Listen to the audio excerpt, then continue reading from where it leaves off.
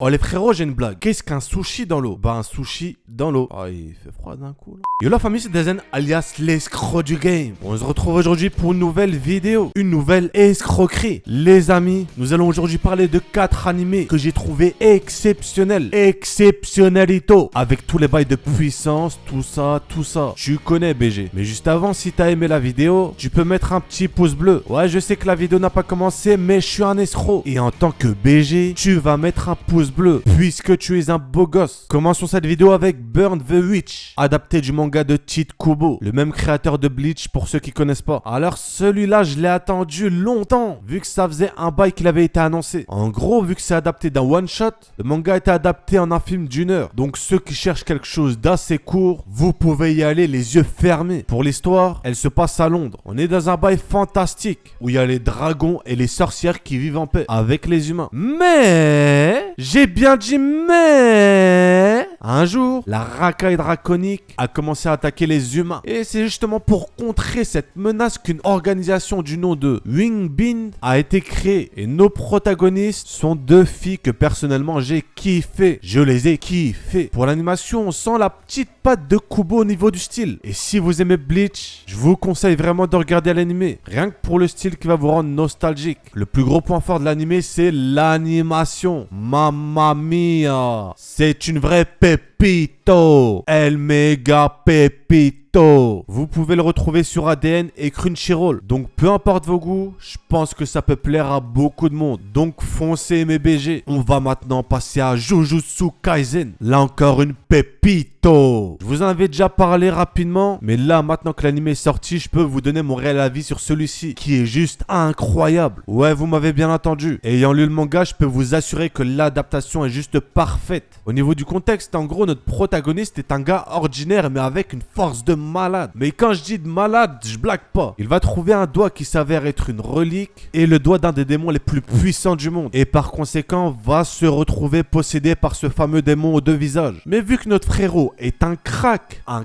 parmi les cracks, il va réussir à contrôler ce fameux démon, cette racaille démoniaque, et va par la suite quand même être condamné à mort par l'association d'exorcistes. Mais sa sentence pourra être repoussée à une condition: trouver et bouffer tous les doigts de ce démon pour éliminer cette racaille démoniaque une bonne fois pour toutes. On va commencer par parler de l'animation qui est juste faramineuse, bordel. Ce studio ne sort que des classiques. Les OST, là aussi, c'est une vraie masterclass. Ce style d'OST est juste parfait pour l'ambiance de l'animé. Et en parlant d'ambiance, les personnages, eux aussi, sont incroyables, charismatiques et badass. Tout ce que l'on kiffe dans un animé. Donc pour moi, si vous deviez garder un animé de ce top, ça serait sans conteste celui-là. Car Daisen aime les sushis. Grimm's Note the Animation. Celui-là, avant de le regarder, le synopsis m'avait énormément intrigué. Et c'est pour ça que j'avais décidé de le voir. En gros, à la naissance, tous les habitants possèdent un livre du destin où tous les événements de leur vie sont écrits en avance. Déjà, c'est un bail de ouf, je trouve. Imagine, tu sais déjà ton futur. En vrai, je sais pas vous, mais moi, ça me ferait flipper. Mais...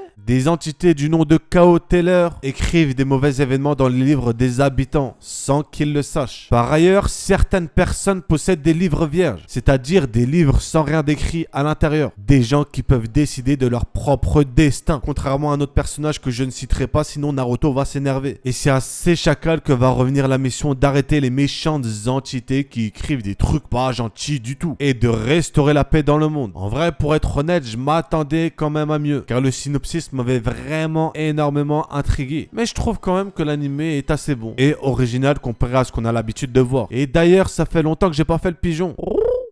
Mets-moi une note en commentaire, BG. Termine maintenant avec quelque chose de beaucoup plus dark.